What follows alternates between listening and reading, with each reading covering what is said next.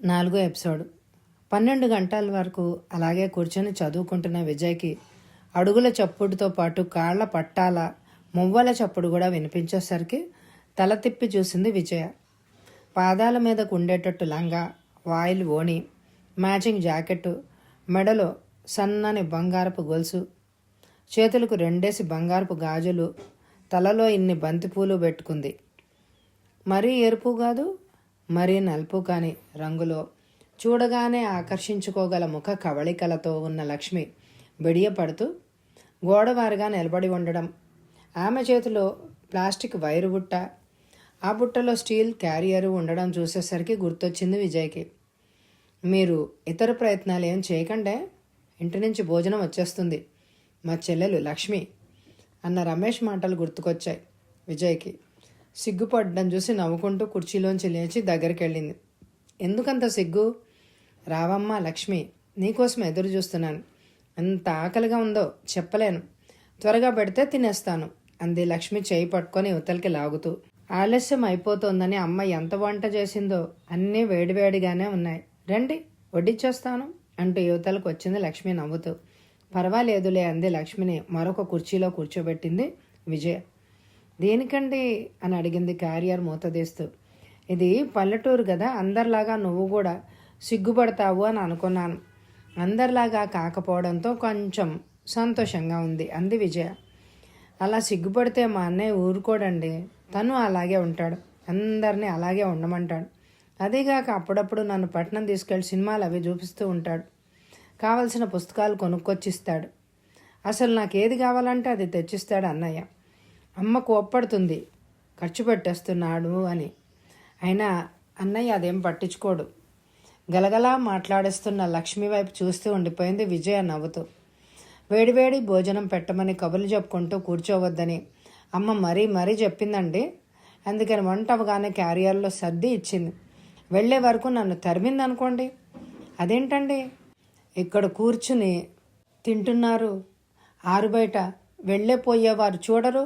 ఆశ్చర్యంగా ముఖం పెట్టి అడిగింది లక్ష్మి. ఆరుబయట అయితే చల్లగా ఉంటుంది అంది విజయ్ కావాలనే.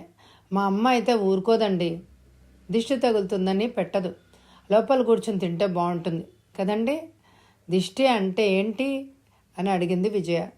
వారిలో అనాథ నుంచి వస్తున్న మూఢత్వాన్ని పోగొట్టాలని. దానికి వివరంగా చెప్పడానికి లక్ష్మికి చేతగా లేదు. అసలు అని అర్థమేంటో కూడా తెలియదు. తల్లి అంటుంటే తను వినడం, అది ఇప్పుడు అనడం వరకే. ఏమని చెప్పాలి? తెలియదంటే ఏమైనా అనుకుంటారేమో. మౌనంగా ఉండిపోయింది. తింటున్న విజయ్ ఆగి లక్ష్మి వైపే చూసింది. వంట మీ అమ్మగారే చేశారా అని అడిగింది. అమ్మకే వచ్చు, నాకు అసలు ఏం చేయడం రాదు. ఎప్పుడైనా చెయ్యాలని ఉన్నా అమ్మ చేయలేదు. కూరలు చాలా రుచిగా ఉంటేను అడిగాను. ఓ అదా, డాక్టర్ అమ్మగారికి రుచిగా వండి పంపించు అని మా అన్నయ్య మరీ చెప్పి వెళ్ళాడు. మీకని మా అమ్మ మరీ రుచిగా వండి పంపించిందండి. ముందు మీ అమ్మగారి చేతి వంట కంటే నీ మాటల్లోని రుచి మరీ ఎక్కువగా ఉంది లక్ష్మి అంది విజయ. ఓ అదా అంటూ గలగలా నవ్వేసింది లక్ష్మి. మా అన్నయ్య కూడా అచ్చు మీలాగే అంటాడండి అంది మళ్ళా. ఇంతలో కనకరాజు అక్కడికి వచ్చాడు. ఏంటి అని అడిగింది విజయ. గ్రామంలోకి వెళ్ళి ఎవరినైనా 2 పనివాళ్ళని తీసుకొస్తానమ్మా, లేకపోతే అవదు అన్నాడు వినయంగా.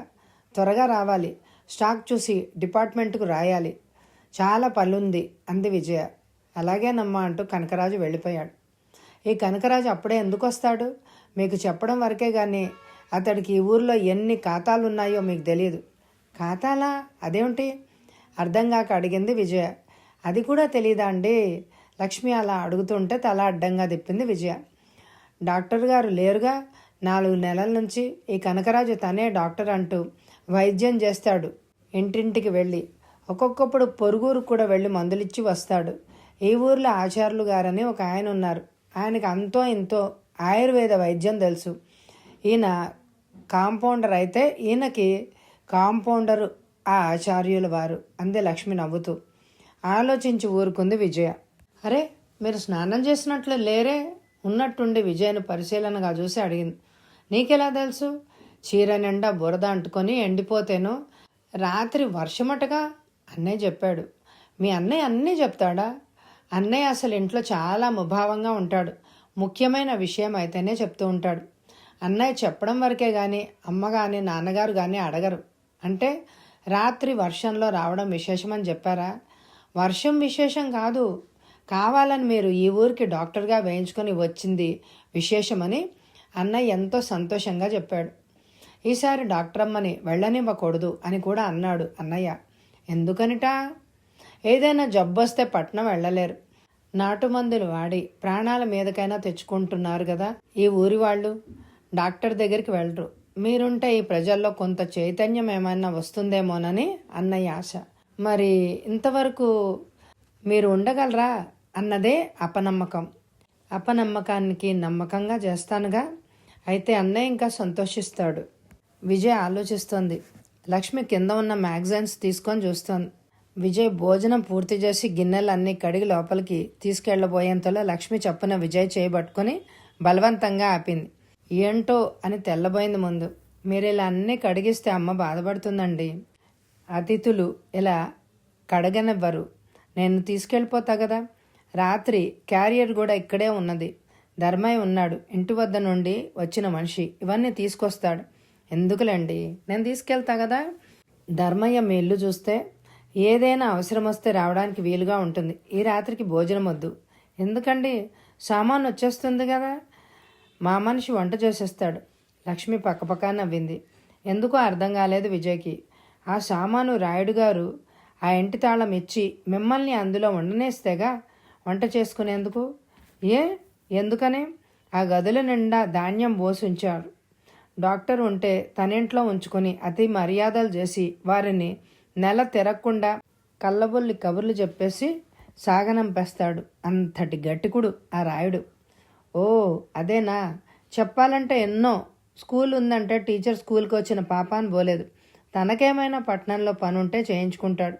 స్కూల్కి హాజరవుతున్నట్టు అటెండెన్స్, టీచర్కి జీతం లాంటివన్నీ మామూలే. ఎవరొచ్చినా ముందు రాయుడు గారి దర్శనం చేసుకోవాల్సిందే. ఓ అలాగా. విజయ్కి కూడా కోపం వచ్చింది. భోజనం తీసుకురావడం వలన కానీ లేకపోతే ఇవన్నీ తనకి ఎవరు చేసేవారు? లక్ష్మిని అడిగితే మరిన్ని విషయాలు చెప్పొచ్చు అని అనుకుంది. కానీ అప్పటికే లక్ష్మి ఇంటికి వెళ్లేందుకు లేచి నిలబడింది. ధర్మయ్య ఇంకా రాలేదు. వచ్చిన తర్వాత వెళ్ళొచ్చుగా అంది విజయ్ కావాలనే. ఏం చేస్తున్నాడు? ఇప్పుడు పంపండి నాతో. బజారుకి వెళ్ళి ఏమేమి ఉన్నాయో చూసి రమ్మని నేనే పంపాను. లక్ష్మి పక్కపక్క నవ్వింది. తెల్లబోవడం విజయవంతైంది. మా ఊళ్ళో ఏముంటాయని మీరు పంపించారు? ఎవరన్నా దుకాణాలు పెట్టుకుంటే వారి దగ్గర తన ఇంట్లో కావలసిన సరుకులన్నీ అరువుగా తీసుకెళ్ళడం, డబ్బు అడగడానికి వెళ్ళిన వాళ్ళని 4 తన్నులు తన్ని మరలా అతనింటికి వచ్చి డబ్బులు అడిగే ధైర్యం కూడా లేకుండా చేసి పంపడం ఆ రాయుడికి అలవాటు. అందుకే చాలామంది రాయుడి చేతిలో మోసపోతున్నారు. నష్టపోయి వచ్చిన దారినే వెళ్ళిన వాళ్లే ఎక్కువ. రాయుడి సంగతి తెలిసిన వాళ్ళు ఎవరు మళ్ళా ఏదైనా దుకాణం పెట్టడానికి సాహసించలేరు. మరి మీ అన్నయ్య ఈ ఊళ్ళో కాఫీ హోటల్ ఉన్నది కానీ అవేమంతగా బాగోవన్నాడు. ఓ అదా, ఆ కాఫీ హోటల్ రాయుడు గారి బావమరిదిది.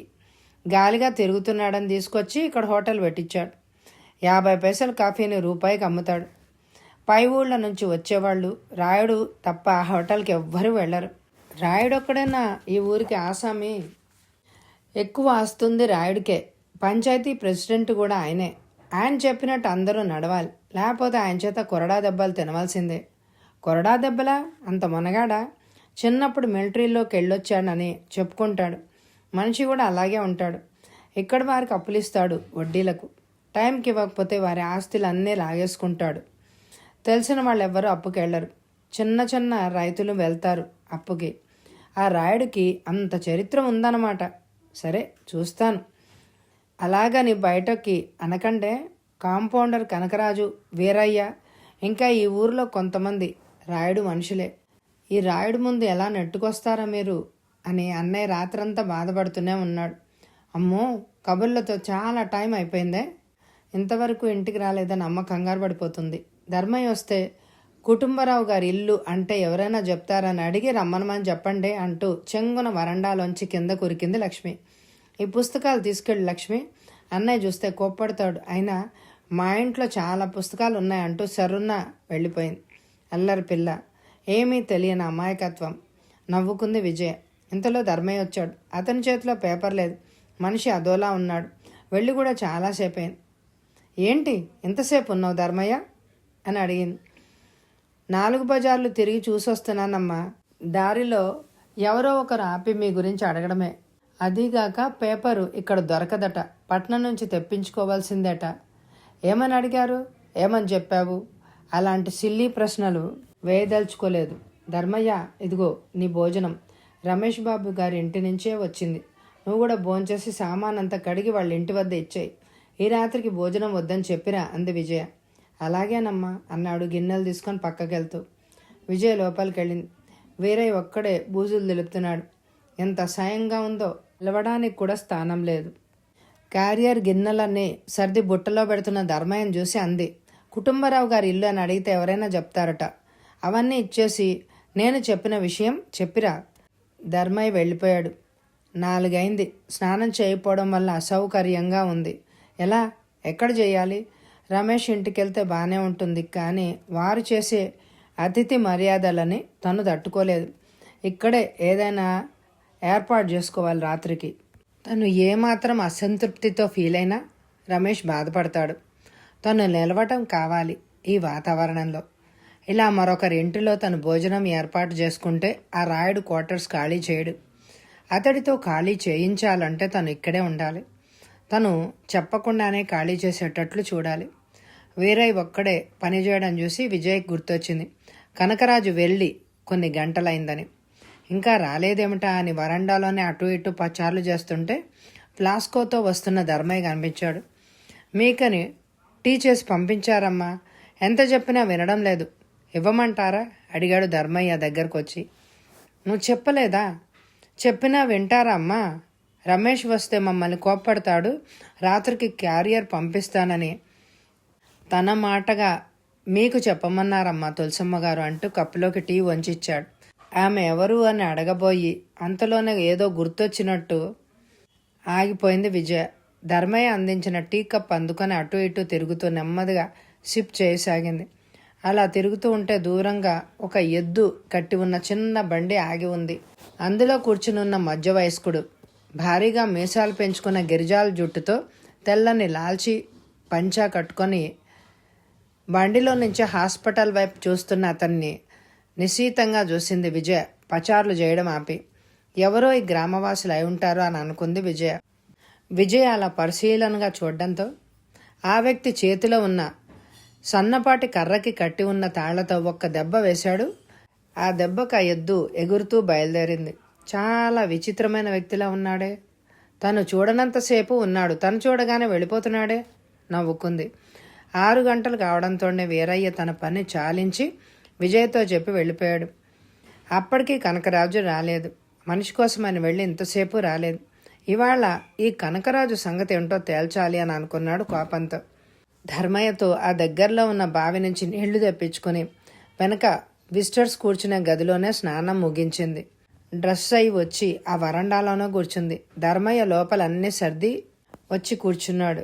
ఇక్కడికి వచ్చినప్పటి నుంచి ఈ ధర్మయ్యకి చిరాగ్గా ఉంది. సత్రం భోజనం మటన్ నిద్ర అన్నట్టుగా ఉంది. ఎవరూ వచ్చి పలకరించేవారు కానీ లేకపోవడంతో ఏమిటో తమ కోసం గాక తన కోసం డాక్టరమ్మ వచ్చింది అన్న సంగతి ఉన్నది ఈ ఊర్లో వాళ్ళకి. ఒకతే వస్తే ఎంత ఇబ్బంది పడుతుందో, ఎలా ఉండగలిగేది ఊరి చివర ఒంటరిగా. ఆ రమేష్ కనిపించబట్టి కానీ లేకపోతే ఏమై ఉండేది? ఏంటి ధర్మయ్య ఆలోచిస్తున్నావు? మీ గురించేనమ్మా. ఒంటరిగా వచ్చినట్లయితే ఈ గ్రామంలో ఎంత ఇబ్బంది పడి ఉండేవారో కదా అనేదే నా ఆలోచన. మంచి పనులు చేసేవారికి ఇలాంటి సాధక బాధకాలు ఎదురవడం చాలా సహజం. ఈ గ్రామంలోని ప్రజలు మారాలి, చైతన్యవంతులు అవ్వాలి. ఒక 4 రోజుల్లో వీళ్ళందరినీ హాస్పిటల్ చుట్టూ తిప్పుకోపోతే చూడు, అందుకోసం కొంచెం ఓర్పు వహించక తప్పదు అంది విజయ పట్టుదలగా. మీరు ఎన్నైనా చెప్పండమ్మా, ఈ గ్రామంలో చదువుకున్న వాళ్ళు చాలా తక్కువ, మూర్ఖులు చాలా ఎక్కువ. విజయ మౌనం వహించింది. మీరు మీ అమ్మగారు పోలికేనండి. ఆవిడ కూడా తలుచుకున్నది అయ్యేదాకా నిద్రపోరు అన్నాడతను. ఇంతలో కారు చప్పుడైంది. తలెత్తి చూసేసరికి రమేష్ వస్తున్నాడు అని గ్రహించింది. లేచి ఎదురెళ్లాలనుకుంది, కానీ అతనే వచ్చాడు. కార్ టాప్ మీద సామాన్లు కట్టుకుని వచ్చాడు. ధర్మయ్య అవన్నీ దింపి వరండాలో ఉంచుతున్నాడు. మీకు చాలా శ్రమించాను అంది విజయ. ఇందులో శ్రమే ఉంది, రోజు ఇలాంటి మామూలే. అన్నట్టు మీరు ఇంకా ఇక్కడే ఉన్నారా? క్వార్టర్స్ తాళాలు ఆ రాయుడు ఇచ్చి పంపలేదా? ఆశ్చర్యంగానే అడిగాడు రమేష్. ఆ కనకరాజు వెళ్తే ఊళ్ళో లేడనే చెప్పాట. ఊరు నుంచి రావడం నేను చూశాను. మీరిద్దరు ఇక్కడే ఉండడం ఏంటి? మా ఇంటికి వచ్చి ఉండకూడదు? లేకపోతే కనకరాజును వేరేని వచ్చి పడుకోమన పోయారా? మరి ఊరి చివరి కదా, ఎలా ఉండగలరు? ఏ మీ ఊరిలోని వాళ్ళు అంత చెడ్డ వాళ్ళ? కావాలనే అడిగింది విజయ. కాకపోయినా మన జాగ్రత్తలో మనం ఉండాలి కదండి. అన్నట్టు మధ్యాహ్నం మీకు భోజనం వచ్చిందా? వచ్చింది, లక్ష్మి తెచ్చింది. ఇప్పుడు ఇంకా కారియర్ రాలేదుగా? అసలు ఈ పూట ఆకలే వేయడం లేదు. మీ అమ్మగారికి కబురు చేసినా వినడమే లేదు ఆమె. ఇప్పుడు ఆకలి కాకపోవచ్చు, భోజనం టైంకి ఆకలేయచ్చుగా. వీళ్ళు ఈ రాత్రికి వచ్చేటట్టు లేరు. నేను వెళ్ళి కనకరాజుని వేరైనా పంపిస్తాను. మీరు ఉదయమే ఆ క్వార్టర్స్లోకి వెళ్ళేటట్టు ఆ రాయుడి దగ్గర ఉన్న తాళాలు తెప్పించండి. అలాగే, మళ్ళా వస్తానే అని వెళ్ళిపోయాడు రమేష్ కారులో. మరో గంటకంతా రమేష్ క్యారియర్తో వచ్చాడు. ఎందుకునో విజయ చాలా నొచ్చుకుంది అతడు అలా తీసుకొచ్చేసరికి. మీకు నేను చాలా శ్రమిస్తున్నానంది. మీరు డాక్టర్గా ఇక్కడికి రావడమే ఒక మహద్భాగ్యంగా భావిస్తుంటే ఈ కాస్త మర్యాదకే ఇలా అయిపోతే ఎలాగండి? మీరేంటి చాలా తొందరగా వచ్చారు పట్నం నుంచి? రోజు ఇదే టైం. నిన్నంటే వర్షం వల్ల రావడం ఆలస్యమైంది. రోజు కనకరాజు వీరయ్య వస్తారు చెప్పొచ్చాను. నేనుంటే మీరు భోజనం చెయ్యరు. నేను వెళ్తానే అంటూ లేచాడు రమేష్. అదేం కాదు, మీరు కూర్చోండి. అదేం కాదు, కూర్చోండి. నా భోజనం 10ంటికి తింటాను. నాకు మరొక చిన్న సహాయం చేసి పెట్టాలి. తప్పకుండాను. ఏంటో చెప్పండి, తొందరగా అడిగాడు రమేష్. న్యూస్ పేపర్స్ కావాలి. ఇక్కడ ఏజెంట్ ఉన్నాడా? లేడు, కానీ నేను పట్నం నుంచి ఏర్పాటు చేయిస్తాను. ఏమేం కావాలో చెప్పండి, వివరంగా చెప్పింది. అతడు మౌనంగా వింటూ ఉంటే అడిగింది, కాగితం మీద రాసిమ్మంటారా? ఎందుకులేండి, నాకు గుర్తుంటుంది. ఉదయం వచ్చి కలుస్తానే. మీరు మాత్రం జాగ్రత్త, లోపలే పడుకోండి. కనకరాజును వీరయ్యను బయట పడుకోమనండి. ఎవ్వరు వచ్చి పిలిచినా తలుపులు తీయొద్దు. నవ్వింది విజయ. అలాగే అన్నట్టు రమేష్ వెళ్ళిపోయాడు. అతను వెళ్ళిన అరగంటకు కనకరాజు వీరయ్యలు ముఖాలు గంటు పెట్టుకొని వచ్చారు. పనివాళ్లను తీసుకొస్తా అన్నావు, ఆ వెళ్ళిన వాడు ఇప్పుడా కనిపించడం కనకరాజు? అయినా రమేష్ బాబు వచ్చి చెప్తే గాని నువ్వు వచ్చింది నాకు తెలియలేదు. అయినా వచ్చిన వాళ్ళు ఏమవుతారు అనుకున్నావు నువ్వు? నీ దారిని నువ్వు వెళ్ళిపోతే పనివాళ్ళేరి? నువ్వు డ్యూటీ చార్ట్ మీద సంతకం చేశావా? హాస్పిటల్ అంతా పాడుబడిన కొంపలాగా చేసిపెట్టి నీ దారిని నువ్వు ఇంటికి వెళ్ళి కూర్చుంటావా? ప్రసవించిన మా అమ్మాయికి సుస్థి చేసిందమ్మా, పక్క ఊరికి వెళ్ళాను. నా దగ్గర తీసుకురాలేకపోయావా? లేదా నాకు తెలియజేస్తే నేనే వచ్చేదానిగా. ఊర్లో డాక్టర్ని ఉంచి పక్క ఊరికి ఎందుకు వెళ్ళావు? నీ కళ్ళకు అసలు నేను డాక్టర్లా కనపడట్లేదా? లేక నీ కూతురికి వైద్యం చేయించాలని వంక పెట్టుకొని రావడం మానేశావా? విజయ అంత సూటిగా అనేసరికి తెల్లబోయాడు. తన అబద్ధం బయటపడిపోయింది. తన ఖాతాల సంగతి ఆ రమేష్ చెప్పే ఉంటాడు. నిన్న వచ్చిన ఈమెకి ఎలా తెలుసు అని అనుకున్నాడు కనకరాజు కోపంగా. అయినా ఏం మాట్లాడలేకపోయాడు. అసలు మాట్లాడే అవకాశం లేదు అప్పుడు. అందుకే మౌనం వహించాడు. డాక్టర్ క్వార్టర్స్ పక్కనే కాంపౌండర్ కూడా క్వార్టర్స్ ఉండగా నువ్వు గ్రామంలో ఎందుకుంటున్నావు? విజయ అలా సూటిగా ప్రశ్నించేసరికి జవాబు చెప్పడానికి తబ్బిబ్బైపోయాడు. అయినా జవాబు చెప్పాలి, లేకపోతే ఇంకేమైనా బయటపడితే తన పరువు గాస్తా పోతుంది. డాక్టర్ లేనప్పుడు ఒక్కడనే ఉండి ఏం చేయనమ్మా? నీ పరిధిలో నువ్వు వచ్చిన పేషెంట్లకి చికిత్స చేయొచ్చుగా. కనకరాజు మాట్లాడలేకపోయాడు. ఎలాగో ఏదో చెప్పి తప్పించుకోవాలి అని అనుకుంటే కాలికేస్తే మెడకేస్తే కాలికి వేస్తోంది ఈవిడ అనుకున్నాడు. వీరయ్య కూడా చాలా సంతోషంగా ఉంది కనకరాజుని అలా తన ముందే చివాట్లు వేయడం. హాస్పిటల్లో ఉన్నప్పుడు పేషెంట్లు 4 రూపాయలు ఇస్తే జేబులో వేసుకునేవాడు. అదేమని అడిగితే ఇవ్వలేదు అని అబద్ధం ఆడేవాడు. ఇప్పుడు ఇంకా తన ఆటలు సాగవు.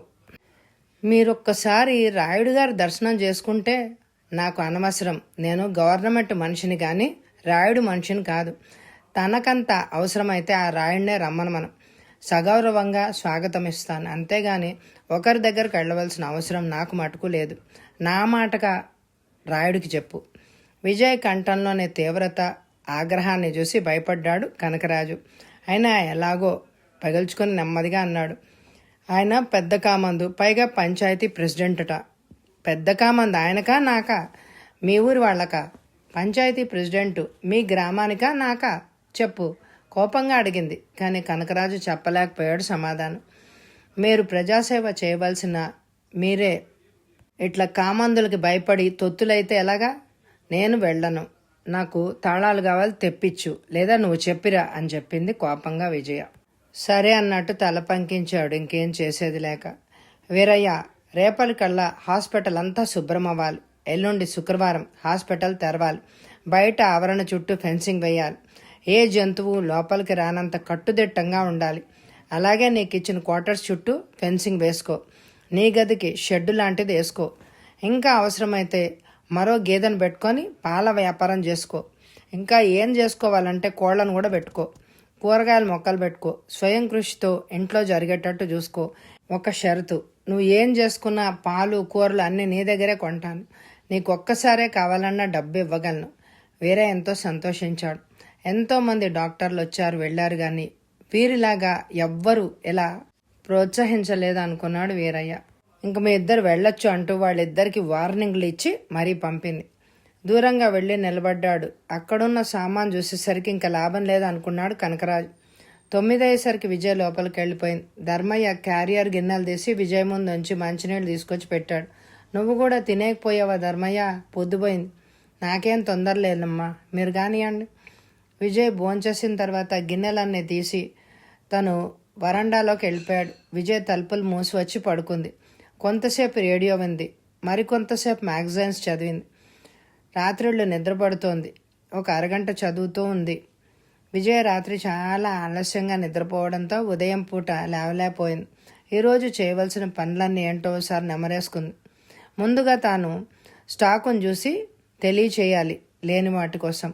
ఇక హాస్పిటల్ గురించి తీసుకోవాల్సిన జాగ్రత్తలు ఏంటో ఈరోజు ఎలాగైనా ఆ రాయుడితో క్వార్టర్స్ ఖాళీ చేయించాలి. హాస్పిటల్ పునః ప్రారంభించాలి అని అనుకుంది. మైక్ అవి పెట్టించాలి. రమేష్ తనకి ఎంతవరకు ఉపయోగపడతాడు? అతనికి తన డ్యూటీ సరిపోతోంది. ఉదయం వెళ్ళి రాత్రికి కానీ ఇంటికి రాని మనిషి తనకి ఎలా ఉపయోగపడతాడు? అయినా ఈ రమేష్ ఏంటి డ్రైవర్ ఉద్యోగం చేస్తున్నాడేంటి కాకి బట్టలు వేసుకుని అని అనుకుంది. ఎంతలో బయట కలకలం, ఎడ్ల బండి చప్పుళ్ళు వినిపించేసరికి ఏంటా అని చూసింది. ఆ క్వార్టర్స్ ఖాళీ చేస్తున్నట్టు అర్థమైంది. 10 మంది మనుషులు, 4 ఎడ్ల బండ్లు వచ్చి ఉన్నాయి. క్వార్టర్స్ తలుపులు తెరవడానికి తాళాలు బద్దలు కొడుతున్నాడు. కనకరాజు వీరయ్య అక్కడే ఉన్నారు. ప్రభుత్వ క్వార్టర్స్ ఊరి పెద్దలకు గోడౌన్స్గా ఉపయోగపడడంతో వారి అమాయకత్వమే అందుకు నిదర్శనం. గొడ్డలతో కొట్టగా తాళం ఊడింది. తలుపులు తెరిచారు. ఎలాగైతేనేం హడావిడిగా అన్నీ ఖాళీ చేసేశారు. ఇంతలో కార్ హారాన్ని వినిపించేసరికి రమేష్ వస్తున్నాడని అటు చూసింది. గుడ్ మార్నింగ్ రండి అంది. రమేష్ తన చేతిలోని మన్ని ధర్మయ్యకిచ్చి పేపర్స్ అక్కడున్న కుర్చీలో ఉంచాడు. రేపటి నుంచి పేపర్ బాయ్ వస్తాడు, మీకేమి ఇబ్బంది ఉండదు అన్నాడు రమేష్. ఇంకా మీకేమన్నా కావాలా? పట్నం నుంచి తీసుకురావాలేమోనని అడిగెళ్ళొచ్చని వచ్చాను. వచ్చారు బాగానే ఉంది, మీరు తీసుకొచ్చింది ఏంటి? రోజు ఇదొక పని మీ అమ్మగారికి విసుక్కున్నది విజయ. మీరు ఇబ్బంది పడతారని మా అమ్మ భయం. ఉడతా భక్తితో తప్ప మరేం కాదండి. మధ్యాహ్నం లక్ష్మి మీకు భోజనం తెస్తుంది. మీరింక ఇతరత్ర ప్రయత్నాలు ప్రస్తుతం చెయ్యొద్దు. ఆ మాటతో విజయ్కి కోపం వచ్చింది. మీ నుంచి ఇలాంటి ఆతిథ్యం లభిస్తుందంటే అసలు మా మనిషిని కానీ సామాన్లు కానీ తెచ్చుకునేదాన్నే కాదు. అంతెందుకు, మీ అమ్మగారు ఇలా టైంకి వేడివేడిగా కాఫీలు టిఫిన్లు భోజనాలు అమర్చి పెడతారని తెలిస్తే శాశ్వతంగా మీ ఇంట్లోనే తిష్ట వేసేదాన్ని. నాకు హాయిగా ఉండేది. మీకు ఇలా టైం ప్రకారం మోసుకురావడం తప్పేది. మీరు అలా శాశ్వతంగా మా ఇంట్లో తిష్ట వేస్తానన్నా అత్యంత సంతోషంగా అంగీకరించి స్వాగతం చెప్పి మరీ ఆహ్వానించేవాళ్ళం. అది మా అదృష్టంగానే భావించేవాళ్ళం అన్నాడు రమేష్. ముందు అలాగే అనిపిస్తుందండి, తర్వాత కానీ బరువు తెలిసిరాదు కావాలని అంది విజయ. మీరొక్కరు మాకు బరువు అని అనుకునే వాళ్ళం కాదండి. అసలు మా అమ్మగారే రావాలి అని అనుకున్నారు, కానీ ఆమెకు పగలు రోడ్డు మీదకి వచ్చే అలవాట్లేదు. ఏ రాత్రి వేళైనా రావాలి. ఆమె రావాలంటే నేను వెంట పెట్టుకొని తీసుకురావాలి. అలా తీసుకురావాలంటే నేను చాలా త్వరగా ఇంటికి రావాలి. ఇలాంటివన్నీ కుదరవు కాబట్టే రావట్లేదు. ఆమె మాట్లాడలేదు కోపంలో. ఈ రోజుకి ఇక్కడే స్టవ్ మీద వంట చేయించాలని అని అనుకున్నాను అంది. వద్దండి, క్వార్టర్స్ వస్తోంది కదా, అందులోకి వెళ్ళాక అప్పుడు మీ ఇష్టం. అప్పటిదాకా మీరు మా అతిథి అన్నాడు అతను. శివం అన్నీ నా ఫ్రెండ్ అండి.